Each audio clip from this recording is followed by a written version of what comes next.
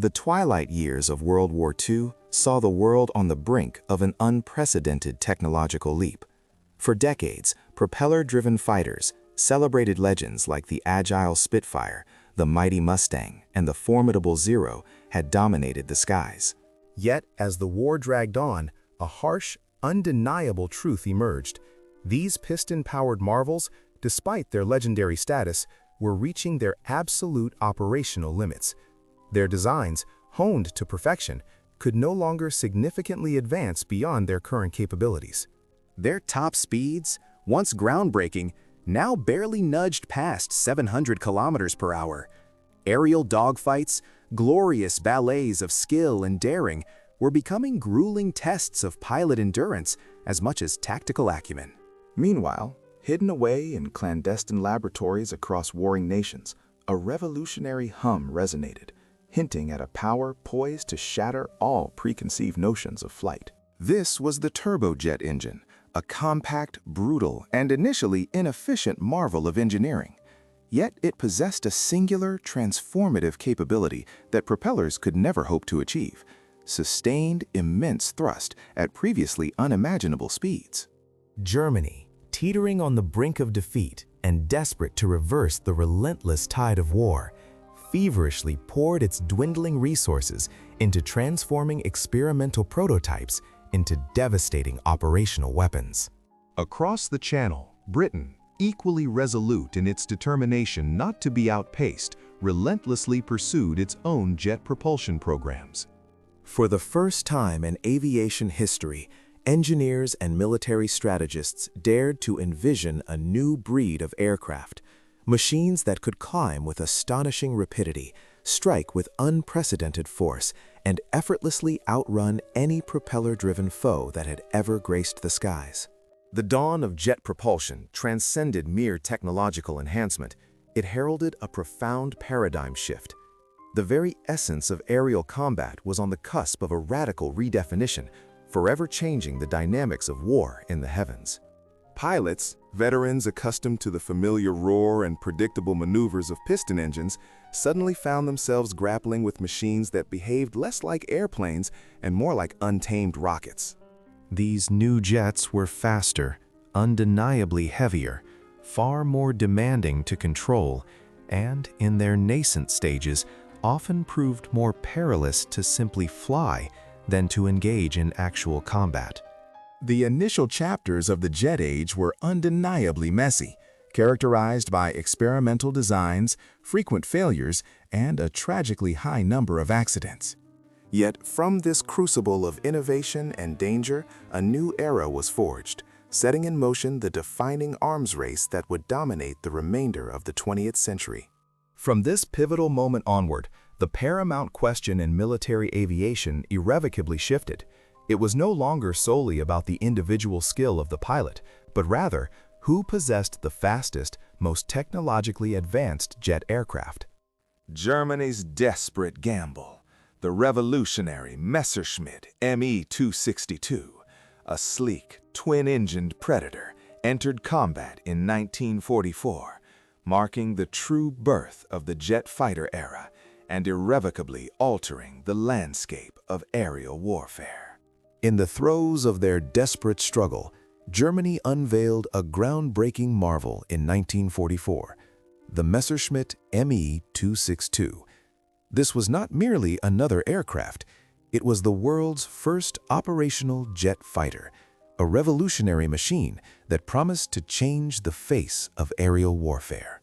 To the battle-hardened Allied bomber crew, gazing upon its sleek, predatory form, the Me-262 appeared as if plucked from a distant future, a metallic shark gliding effortlessly through the skies.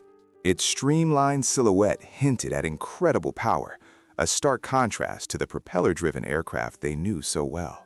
Indeed, its speed was legendary. Propelled by two powerful Junkers Jumo 004 turbojet engines, this engineering marvel could surge past 870 kilometers per hour, a blistering pace nearly 200 kilometers faster than even the most advanced Allied fighters of the era. With such unprecedented velocity, it could outrun anything in the sky, leaving conventional aircraft trailing in its wake.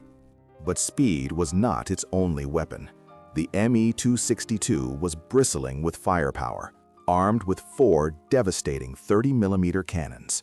This fearsome array was specifically designed to tear through massive bomber formations, capable of shredding an entire B-17 squadron in a single, terrifying pass. Yet, for all its futuristic promise, the Messerschmitt Me-262 was plagued by critical flaws. Its advanced turbojet engines, though powerful, were notoriously fragile, often burning out after a mere 25 flight hours, a devastatingly short lifespan for such a vital component. Compounding these mechanical woes, severe fuel shortages relentlessly crippled its operational capacity, often grounding the very planes designed to turn the tide. Furthermore, its strategic deployment was tragically hampered by the highest command. Adolf Hitler himself, with a misguided vision, insisted it be used primarily as a bomber, rather than unleashing its true potential as a pure interceptor. Despite these limitations, when the Me-262 did appear in combat, its impact was immediate and profound. It struck terror into the hearts of the Allied bomber crew, who quickly dubbed it the Storm Bird, a fitting name for a harbinger of sudden, overwhelming destruction. However, its numbers were always too few, with only about 1,400 ever built and a mere 300 seeing actual combat. The logistical nightmare of its maintenance further limited its effectiveness. Ultimately, the Messerschmitt Me-262, though unable to alter the war's outcome, unequivocally proved a crucial truth. Jet fighters were not mere science fiction. They were a tangible, terrifying reality, the undeniable future of aerial combat. The Allies, even in victory, recognized the stark warning implicit in the Stormbird's fleeting reign. The next great conflict, they understood, would be waged in an entirely new age, the age of jets. The chilling realization dawned upon strategists and pilots alike. The coming global conflicts would forever change the face of aerial warfare, fought irrevocably in the age of powerful jet propulsion. While the desperate situation pushed Germany to hastily deploy the groundbreaking yet temperamental Messerschmitt Me-262, Great Britain proceeded with a calculated, deliberate caution. From this measured approach emerged the Gloucester Meteor, not just a marvel of engineering, but the very first Allied jet fighter to proudly enter active service, a symbol of steady progress. Its inaugural combat mission unfolded in the 10th summer of July 1944, not in thrilling dogfights against its German jet counterparts, but rather in a crucial, unconventional battle against the relentless onslaught of the infamous V-1 flying bombs. The nimble Meteor proved exceptionally swift, more than capable of pursuing these buzzing threats, sometimes even executing a daring maneuver to tip them mid-air with its wing, effectively disabling their internal gyroscopes and sending them harmlessly plummeting. This peculiar yet vital role undeniably marked the true introduction of jet warfare into the embattled skies above Europe, forever altering perceptions of aerial combat. Though the Meteor maintained a top speed of around 670 kilometers per hour, noticeably slower than the Me-262's blistering nearly 900 kilometers per hour, it possessed an absolutely critical and decisive advantage: unparalleled reliability. Its robust Rolls-Royce Welland engines were not only designed for easy maintenance and repair, but could also be mass-produced with remarkable efficiency, a stark contrast to Germany's delicate and notoriously short-lived Junkers Jumo 004s. While fate decreed that the Gloucester Meteor and the Messerschmitt Me-262 never directly clashed in combat, the Meteor bestowed upon Allied pilots and engineers something immeasurably valuable: extensive, practical experience in the new realm of jet technology. Over 3,800 units were meticulously constructed, proudly serving in diverse air forces spanning Europe, the Middle East, and South America, extending its legacy far beyond the war. It even briefly participated in the harsh Korean War, though it was quickly and inevitably outclassed by the subsequent, more advanced designs that emerged. Yet, perhaps the Gloucester Meteor's most profound and enduring contribution wasn't its combat record, but its pivotal role in relentless experimentation. It rapidly evolved into the indispensable test platform for cutting-edge jet engines, the comfort of pressurized cockpits, life-saving ejection seats, and even sophisticated radar systems, pushing the boundaries of what was possible in aviation. In essence, the Meteor transcended the role of a mere combat machine. It became a true laboratory with wings, an essential stepping stone that skillfully navigated and safely ushered aviation into the burgeoning jet age. The Messerschmitt Me-262 may have been a dazzling, ephemeral flash of lightning, a desperate gamble in the waning days of war, but the Gloucester Meteor stood as the steady, unwavering fire that continued to burn brightly, unequivocally proving that jet aircraft could be not only revolutionary, but also eminently practical and reliable for the future. Amidst the dawn of the 1950s, a new kind of conflict emerged, one that would redefine aerial warfare, the Korean War. This brutal proving ground became the crucible for the first true jet fighter duels, and at the heart of it all soared the legendary North American F-86 Sabre, a sleek, formidable machine destined to define an entire era of combat aviation. Having first taken to the skies in 1947, the Sabre was a marvel of engineering, a swept-winged predator built for speed. It was not just fast, it was capable of shattering the sound barrier in a controlled dive, a truly revolutionary feat.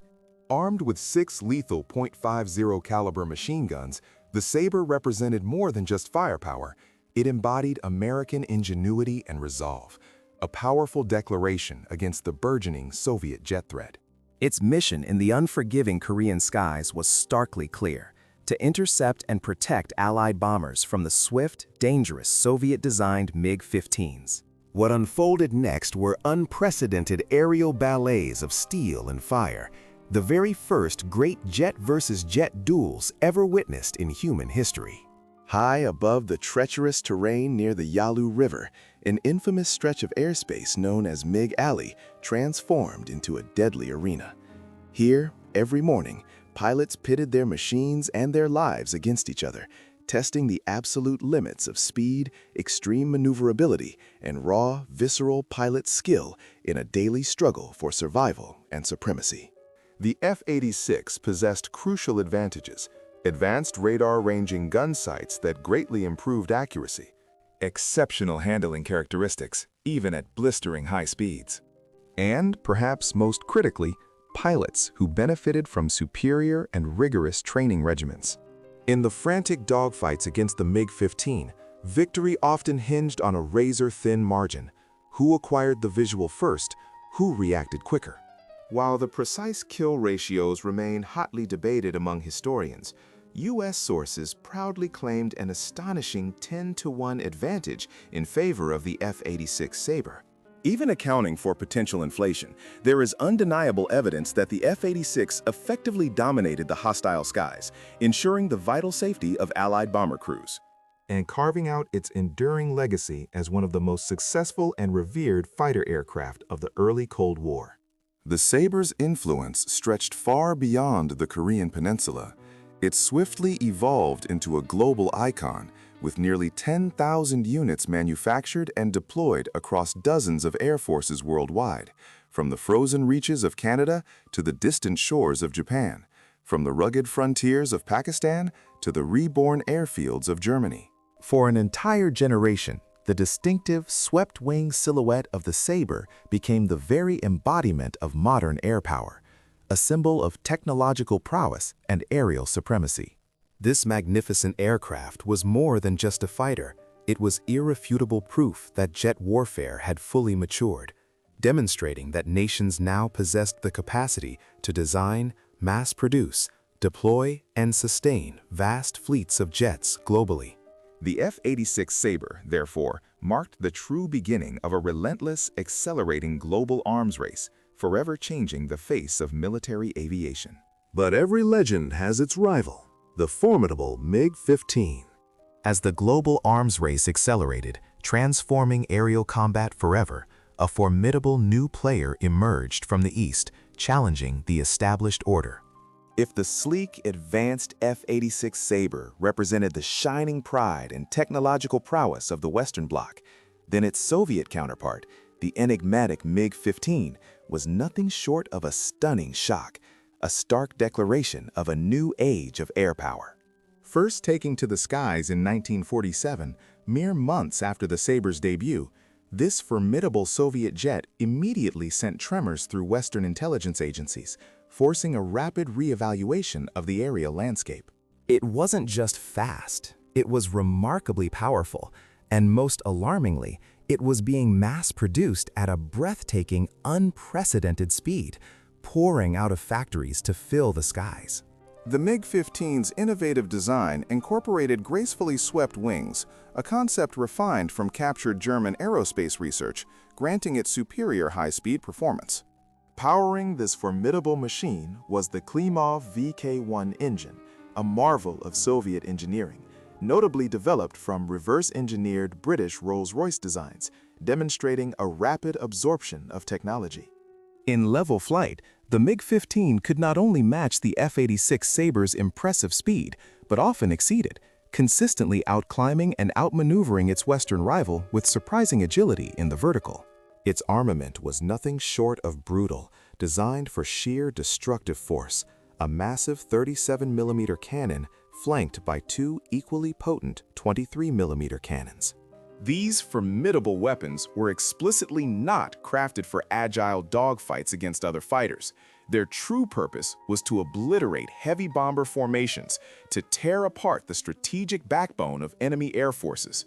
The sheer concussive power meant that a single well-placed hit from these cannons possessed the terrifying capability to rip a robust B-29 superfortress apart in midair, a stark testament to its anti-bomber design philosophy. Then, with the sudden eruption of the Korean War, the MiG-15 made its dramatic, fearsome debut. It appeared seemingly out of nowhere, flying in ominous, tight formations high above the treacherous Yalu River, marking its territory with a silent, deadly promise. For the United Nations pilots, accustomed to a different kind of aerial warfare, the sight of these jets was a genuine nightmare. They quickly discovered the MiG-15 was faster, hit much harder, and, perhaps most unsettlingly, was often piloted by highly experienced Soviet interceptor pilots, despite Moscow's vehement official denials of their direct involvement. The brutal aerial duels between the cutting-edge MiG-15s and the F-86 Sabres over what quickly became known as MiG Alley represented the world's very first true jet versus jet war. The outcomes of these intense engagements were far from one-sided, a testament to the MiG's capability and the skill of its pilots. While the F-86 Sabre ultimately demonstrated greater versatility in a wider range of combat scenarios, the MiG-15 remained a terrifying and highly respected adversary. Its unexpected presence and prowess fundamentally forced the United States and its allies to completely rethink their strategies for air combat, to reevaluate pilot training methodologies, and to accelerate their own research and development in cutting-edge jet technology. With over 12,000 units eventually built, the MiG-15 stands as one of the most prolifically produced jet fighters in aviation history, a symbol of Soviet industrial might. It not only became the backbone of the Soviet Union's air defense, but was also extensively supplied to burgeoning communist air forces in China, North Korea, and numerous Eastern Bloc nations. For decades, the distinctive profile of the MiG-15 remained the unmistakable, potent face of communist air power across the globe. If the F-86 Sabre symbolized the pinnacle of Western aerial dominance and technological superiority, then the MiG-15, by its sheer existence and performance, symbolized a crucial balance, a potent counterforce. It unequivocally proved that the escalating Cold War would never be a one-sided technological race. From this pivotal moment onward, the world understood that every new fighter jet developed by one superpower would inevitably have a formidable rival waiting, poised for confrontation, just across the formidable divide of the Iron Curtain. This dynamic would continue to define the next generation of aerial combat, exemplified by advanced platforms like the iconic F-4 Phantom II. Across the tense geopolitical divide of the Iron Curtain, a new formidable rival was poised to dominate the skies. By the vibrant and tumultuous 1960s, the realm of jet combat had dramatically evolved, ushering in an entirely new and challenging stage of aerial warfare. It was in this era that the magnificent McDonnell Douglas F-4 Phantom II made its grand entrance, quickly becoming one of the most iconic and enduring fighters of the entire Cold War. First taking to the skies in 1958, the Phantom was an imposing machine, colossal by conventional fighter standards. It boasted twin powerful engines, a two-member crew, and an absolutely massive payload capacity that was truly unprecedented. This aerial behemoth could rocket to an astonishing 60,000 feet, achieve speeds exceeding Mach 2, and carry more than 8 tons of devastating weaponry. The message it conveyed was unequivocally clear. This was far more than just a mere fighter jet. It was a veritable arsenal with wings, a flying fortress of incredible destructive potential. The Phantom swiftly became America's primary air superiority fighter, thrust into the crucible of the Vietnam War. Its design philosophy was radically new, armed predominantly with advanced radar-guided and heat-seeking missiles. This represented a bold new doctrine. Traditional dogfights were deemed obsolete, relics of a bygone era. The future of air combat, it was theorized, would be decided far beyond visual range, with sophisticated electronics and deadly missiles decisively replacing the old machine guns. However, the brutal reality of Vietnam proved this theory dangerously, almost tragically wrong. The early missile technology, while revolutionary, was alarmingly unreliable, often failing to find its mark, even against slower, less agile targets. Pilots, rigorously trained almost exclusively for beyond visual range missile engagements, suddenly found themselves embroiled in frantic, close-range dogfights, a brutal ballet of steel and fire against the highly nimble and formidable MiG-21s. The Phantom, for all its raw power, was a heavy aircraft and struggled immensely in these tight, acrobatic contests. And perhaps the most critical flaw, the initial variants of the Phantom possessed no internal cannon whatsoever. American pilots were thus tragically forced to rely solely on these temperamental missiles that, to their despair, missed far more often than they hit. Eventually, acknowledging the harsh lessons learned, later variants wisely incorporated a powerful 20mm Vulcan cannon, a return to the very roots of air combat. Yet the painful lesson had been indelibly seared into the minds of strategists and pilots alike. The evolution of air combat was not proceeding as smoothly or predictably as once believed. Despite these initial flaws and the controversies they sparked, the F-4 Phantom remained an absolute beast of an aircraft, a testament to its raw power and versatility. Its service extended far beyond the United States, becoming a trusted asset for allies across the globe, from the strategic fleets of Israel and Japan to the powerful air forces of Germany and Iran. It earned its stripes as a true Cold War workhorse, flying with distinction in countless conflicts, from the searing skies of Vietnam to the intense Arab-Israeli wars. With over 5,000 units built, it set an astonishing record for any post-World War II supersonic fighter.